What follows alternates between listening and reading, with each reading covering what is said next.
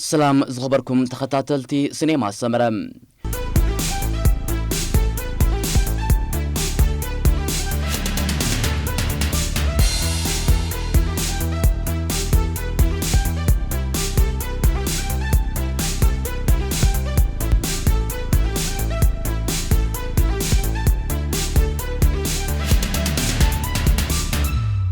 من لا أفكار قدم مشكلة إيرترا بانك وتاخذ بيت أنحى شامبيون إيرترا نخجمر ناي ساعات عمري تريفولو شامبيون إيرترا 43 سنة أب كبابي مايدا منت كبابي بيت قرقش بزكينا ولك ناجزي وردر مقارجو كخفتيوم أبزنقو ساعات شاعات زفل مردر عبيت انت 93 عامتين دك تبعتيو تقادمتي كم نايز على فعمد بتماصلي 36 كيلومتر عبيت انت 93 عامتين دك أنستيو 10 كيلومتر جونيور دك تبعتيو 10 كيلومتر جونيور دك أنستيو دم 15 كيلومتر زرحقتو نايولك نايجزي كرونومتر كايدو مدب تسريع لمالهم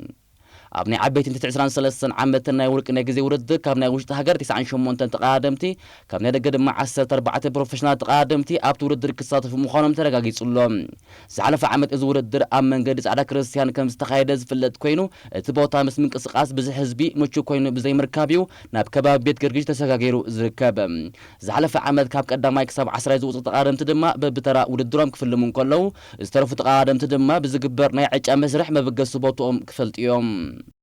نفس وقف تقادم ماي دما بناي كلتا دقائق في اللي كبقاسيوم ابزناي غزي ورد قدام ماي كوينو زعوه تقادم ماي كاب عمت مولو ابناي ولقنا غزي وردرات اب صاتف لم اوانا زخدنا بباندري ارترا زوقبت ماليا بتوستاي 6 افاك شلميم ابتي سنه 25 سنه زكاينه صرغا وردر دما عبيت 93 عامت انك تبعتيو نا حدا زوريا ب 10.2 كيلومتر ان تغعزو 273.4 كيلومتر كشفن يوم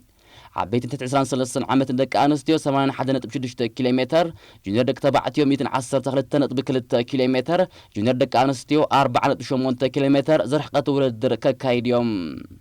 ابزور الدر عبيت انت 93 عامت دك انستيو نا جونيور دك انستيو دك تبعتيون نقص 10 فرقان بحنساب ورد كفلو من كلو تلعل تسبي زغبرلو نا عبيت انت 93 عامت دك تبعتيو دما ساعات 10 فرقان ورد كفلو يوم ني تشامبيون إيرترا ناي صرغا وردر مقارتو كيس انو اسكاف خوينو قريبو زلو زي مهلاو بينيام غرمايوم بينيام غرماي زمص حدا حمله ابزور فرنسا كصمد بمخانو ابزو وردر ايكهلونيوم بينيام ابزو سانق قدم مبصحو كاب هاغراو فدريشن بشكلتا إيرترا بزرو خبا فقاديو ابزو وردر زي كساتف مريصوم كاب بينيام غرماي بتوسخي هاغر عند مريمون ابنايلو معمد تشامبيون إيرترا زي ساتف كال بروفيشنال تقادمايوم ماركز خبركم تخطاتل سينما سمره كاب زغصيلنا حموس اب ساعات نغو ني تشامبيون إيرترا املكيتو ببريزيدنت هاغرو فدريشن بشكلات إيرترا اتو تمسغن الرداءن زباور كباتاي فدريشن اتو تخليت إسقن زغبرو غازيط او مغلصي قصيلنا كنقرب لكمينا دغيمنا نمكتتالكم بخبر نعدم نزي تشامبيونشيب إيرترا 13 استغبر مدلو كابتي نايك محجي بزح يقول ምናልባት ትዝፍለ ኣብቲ ናይ ግዜ ውድድር እቲ ቦታ ናብ ማይ ድምነት ተغይሩሎ ካብ ናይ ሰገን ኮንስትራክሽን ትካል ክሳብ ናዓዲ ንፋስ መንገዲ ናይ 9 ኪሎሜትር ብዙርያ ድማ 18 ኪሎሜትር እቲ ናይ ግዜ ውድድር ኣብኡ ክግበር ተወሲኑሎ እቲ ካልእ ናይ ከተማ ውድድር ወይ ድማ እቲ ናይ ሰርኪት ውድድር ግን ኣብቲ ናይ ዓመት ዝነበረ ኣብኡ ይካየድ ምናልባት ፍሉይ ዝገብሮ እንተልዩ እቲ ምድላዋት ቁርብተ ያቀድማ ቢልና ዝጀመርናዮ ስለ ዝኾና እቲ ክመሓየሽ ዝግብኦ ናይ ፅርግያ ናይ ባርየር መከልከሊ ካልእ ኣብቲ ዋዳድባ እውን ሓደ ሓደ እቲ ክንገብሮ ዘለና ምምሓያሽ ጌርና ኣለና ብኣጠቃላሊ ክረአ ከሎ ግን እቲ ዓመት ዝነበረ ውድድር ተመሳሳሊ ክግበር ማለት እዩ ኣብቲ ናይ ደቂ ኣንስትዮ ተን ጁኒየር ደቂ ኣንስትዮ 15 ኪሎሜትር እየን ገብራ ሓደ ላፕ 18 ግን ንዕን 15 ካብቲ ምድብ ላፕ ናይ 3 ኪሎሜትር ኣጉዲልና 15 ኪሎሜትር እየን ገብራ ተን ጁኒየር 15 ምስ ገበራ ከዓ ተን ኤሊት ኣንደር 20 ከዓ 18 ሓንቲ ላፕ እየን ገብራ ደቂ ተባዕትዮ ዘሰንቶም ጁኒየር ደቂ ተባዕትዮ 18 ኪሎሜትር እዮም ገብሩ ሓደ ላፕ ማለት እዩ ቶም ኤሊት ድማ ክልተ ዙርያም ክገብሩ 36 ኪሎሜትር ማለት እዩ ጽቡቕ ሓደ እንታይ እዩ እቲ ጽርግያ ሓድሽ እዩ ናይ ፅርግያ ፀገም የብሉን ምናልባት ከም ፅርግያውን እቲ ምስ ናይ ፃዕዳ ክርስቲያን ክትወዳድሮ ከለኻ ኣብ ማእኸል መፍለይ ስለ ዘይብሉ ብኮኒና ክንፈልዮ ግን እቲ ፅርግያ ሓድሽ እዩ ገፊሕ እዩ ልዕሊ ኩሉ ከዓ ሴኪሪቲ ቦታ ናይ ህዝቢ ምምልላስ የብሉን እዚ ናይ ፃዕዳ ክርስቲያን ንባዕሉ ነተን ዓድታት ብምሉእ ሰራሕተኛ ዓርቢ ንገብሮ ውድድር ናይ ስራሕ ፀገም ገብር ነቲ ምምሕዳር ፀገም ስለ ዝገብር እዚ ውፅእ ዝበለ ስለ ዝኾነ ብዙሕ ማካይን ከዓ ስለ ዘይመላለሳሉ ዝሓሸ ስለ ዝኾነ ናብኡ መሪፅና ኣለና ሕጂ ቁርብተይ እንታይ እዩ እቲ ብዝሒ ቁርብተይ ጎዲሉ ኣሎ ብፍላይ ኣብ ደቂ ኣንስትዮ ኣዝዩ ውሕድ ኣለና ኣብዚ ጁኒየር ደቂ ኣንስትዮ 10 ደቂ ኣንስትዮ ጥራየን ክሳተፋ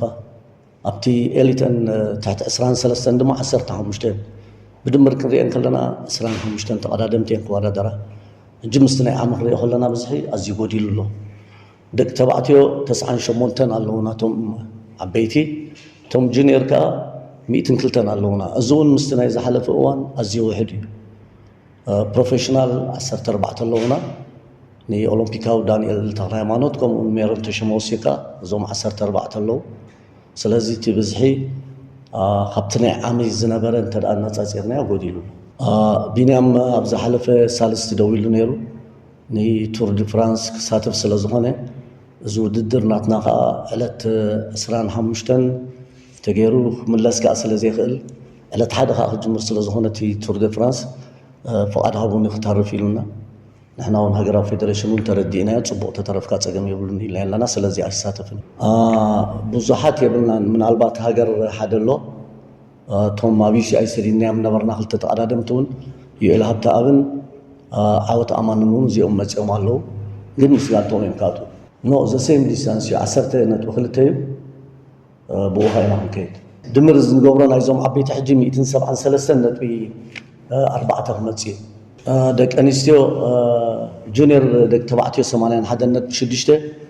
ደቂ ኣንስትዮ ዓበይትን ኣንደር 20 112.2 ክገብራያን ተን ጁኒየር ከዓ 4 ኪሎ ሜትር ገብራያን ማለት እዩ ምናልባት እቲ ውድድር ክልቲኡ በበይኑ እንድዩ ምስቲ ናይ ኣትሌቲክስ ዝነበረ ኩነታት ብመሰረቱ እቲ ባህሊ ናይቲ ህዝቢ ክመሓይሽ ኣለዎ እቶም ተዓዘብቲ ኢና ንብል ኩልና ነቲ መወዳእታ ናይ ምሽላም ናይ ሽልማት ግዜ ነቲ ሴረሞኒ ነባላሸው ስለ ዘለና ኣብዚ እቲ ህዝቢ እቲ ተዓዛባይ እቲ ኣተሓሳስቡ ከዕብሎ እዩ ጥራይ እቲ መሰረታዊ ምናልባት ከም ፌደሬሽን ቅድም ሽግለታ ግን ካብ ትካል ኮርፖሬሽን ኤሌክትሪክ ኤሪትራ ባረራ ምፅኢና ኣለና ካብ ኮመርሻል ባንክ ክሳብቲ መጨረሻ ናይ 500 ሜትር ዝኸውን ባሬር ክንዓፅዎ ክንፍትን ኢና ግን እዚ እውን መዕገቲ ዝኾነ ኣይመስለንን ብቐንዱ እቲ ባህልና ኣብቲ ብሽክለታ ዘለና ኣብቲ ስፖርት ዘለና ግን ኣደብ ጌርና ቁርብተይ ብስነ ስርዓት ክንሪኦ ትደይኽእልና እቲ ባሬር እውን ዝዓፅዎ ይኹንን ግን ብዓቕምና ከምኡ ክንገብሮ ፈቲና ኣለና ኖ ሕጂ እዚ ዲፐንድስ ማለት ሎሚ እቲ ቁፅሮም እቲ ዝሳተፉ ኩሎም እዚኣቶም ክሳተፍ እየ ዝበለ ብቲ ናይ ታይም ትራያል ዓቕምለኒ ዝበለ እዩ ዝኣቱ ክተርፍ እየ ዝበለ ከዓ ዝገድዶ የለን ሕጂ እቲ ቁፅሪ ናይ ታይም ትራያል ክጎድል ይኽእል ስውን ክኸውን ይኽእል ብሕጂኦም ሳቶም ታሽሙ ክገብሩ እቲ ስታርቲንግ ሊስት ሕጂ ታሽሙ ክኸውን ኣብ ታይም ትራያል ኩሉ እቲ ተመዝገበ ዝሳተፍ ማለት ኣይኮነን ገሊኦም ናብቲ ውድድር ከይሳተፉ ዝደልዩ ተልዮም ክገድፍዎ ክእል እዮም ካብቲ ናይ ዓመ ብዙሕ ዝልወጥ የለን እቲ ናይ ሬድዮ ሲስተም እዮም ክጥቀሙ ተን ክለባት ኣለዋ እቲ ካይዳዮም ከምኡ እዩ ምክንያቱ ናይ ሬድዮ ቱር ሲስተም የብልናን ካልእ ስለዚ እሱ ክሳብ ዘይሃለዎ በተን ሬድዮ መራኸቢታት ገይሮም ምስቲ ኮሚሽነር ዝህቦም ሓበሬታ ምስኡ ተራዲኦም እቲ ካልእ ካይዳ ክኸዱ ኩሉ ከምቲ ዝበሃል ፀንሐ ኩሉ ተቐዳዳማይ ናይዚ ኩሉ ኣፍቃሪ ህዝቢ ብሽግለታ ከዓ ነዚ ዓብ ውድድር ቻምፒዮን ናይዚ ዓዲ ብሃንቀውታ ይፅበዮ ደሎ ኣብቲ ናይ 98 ንብሎ ዘለና ምስቶም ፕሮፌሽናል ደሚርካ 100 ካልእ ንክመፅእ 98 ናይ ውሽጢ ዓዲ ተቐዳደምቲ ጥራዮም 14 ፕሮፌሽናል ኣለዉ ተደምረሉ ምስኡ ልዕሊ 100 እዮም ክመፁ ካልእ ኣብቲ ናይ ግዜ ውድድር ዝገብርሉ እቶም 10 ተቐዳሞት በቲ ናይ ቅድሚ ሕጂ ዘለዎም ራንክ እዮም ክብገሱ ኣብቲ ናይ ግዜ ሰዓት ንብገሰሉ ሰዓት 9 ኣብ ናይ ግዜ ውድድር ልክዕ ሰዓት 9 ስታርት ታይም እያ መበገስ እያ ነፍሲ ወከፍ ብግዚኡ ሓልዩ دحر كلتا انت خوينا مفالو لك بتا ستارت ليست لو مشات نتقع من دحر ما نبقس كله تقاداماي نزي اري دبقس ابتا ناي صرغي خالك ساعه 7 فرقاينا تودر نجمرا نغو بز مسرت كله اقدمو ከምዝ ንሪኦ ናይ ህዝብና ንጎ ምጓዓዓዝ ኣሎ ናይ ህዝቢ ዛት እንኳን ፀባ ካልእ እዚ መስመር ክዕፆ ስለ ዝኾነ ብንግኡ ኣቐዲሙ እቲ ህዝቢ ወጋጊኑ ክሓድር ኣብ ፅርግያ መካይን ዝኾነ ነገር ንኸይሓድራ እቲ እሶም ዝሓልፍሉ ቦታታት ዋላ ርድእ ኮይኑ እንደግመሎም መበገሲ ባሕቲ መስከረም እያ ማይ ጮኸት ናይስ ቤት ምግብን መስተን ክጥወዮም ናብ ፍሮቢያ ክጥወዮም ብተረስተለ ገይሮም ኪትካት ኢሚግሬሽን ሚኒስትር ዜና ቤት እንዳ ሚካኤል ጸጸራት ገይሮም እንዳ ትራፊክ ፓርካ ቤት ትምህርቲ ጎዳና ሲነማ ሮማ ሲቲ ፓርክ ተጠውዮም ናብ ሽዳም ክመፁ ሃወልቲ ሽዳ ተመሊሶም ኢንሹራንስ ገይሮም ባርቶሪኖ ዳንኤል ፋስት ፉድ ጎዳና ሓርነት ባሕቲ መስከረም እዘን ንብለን ዘለና ሕጂ ብድሮ ዝኾነ ይኹን ምንቅስቃስ መካይን ንኸይህሉ بتبلغ أخا مزلنا يا خرمتي ماي كهرم خالي بس خباب ذلنا كلنا نبرتي نأبيت لم تقدم تنخصب بقلنا زخانة بفلاي بماي شهد تحس أول ردي فساس حمد تمام خباب ذلنا كلنا أفكار سبورت خل نبارخون نتسرجع نتن بزوام أكل زم الدبانة يتسريت كحب زون تحاورون نبعلمون هفتي ناتهم دحين تكساتوه زون أتقند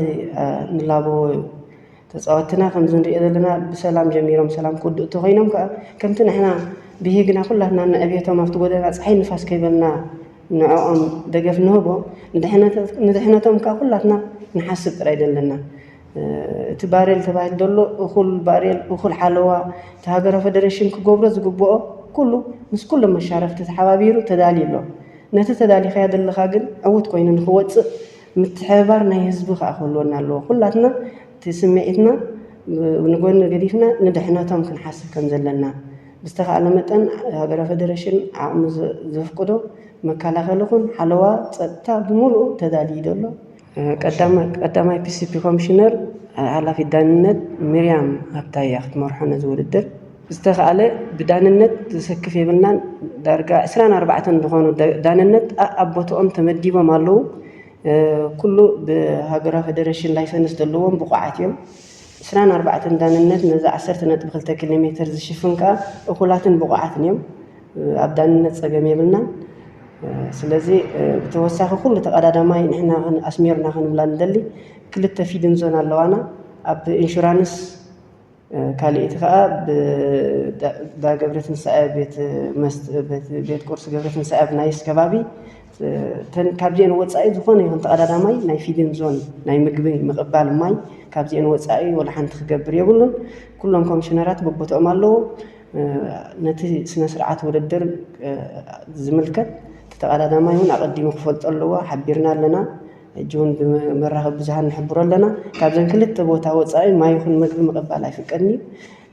ኒውትራል ኣለዋና መካይን ተዳልየና ኣለዋ ተወሳኽነ ናይ ጋንታ መካይን ኩሉ ሃገራ ፌደሬሽን እቲ ካብኡ ዝድለ ኩሉ ንጋንታታት ይኹን ንፕሮፌሽናል ይኹን ንውልቂ ኩሉ ተዳልዩ ናይ ውልቂ ተቀዳደምቲ በባ 10 ልክ ሃምቶም ጋንታታት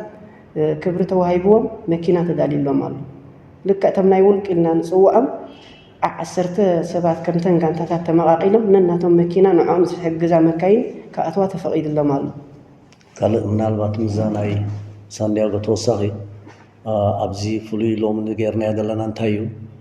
ቅድምቲ ምብጋስ እቶን ኤሊት ደቂ ኣንስትዮ ምስቶም ኤሊት ደቂ ተባዕትዮ ኣንደር 23 ዝስለፋ ነይረን ሕጂ ግን ብሙሉእ እንተን ደቂ ኣንስትዮ ምስቶም جونيور دك تبعتين كبقسا شوعتن سلاسان نزلنا يدك انستيو بي سي بي خوينا تمرح دما رقاتها رقات تغليات مرحو نتوم نايدك تبعتيو خازا زبلا مريم هبتا كالي أبزي خنقل صون دالي منالبات تي نايم شلام سنة سرعات أوشت تي تريبوني فسامناتنا أبتقول قول زخونا سبعاتوني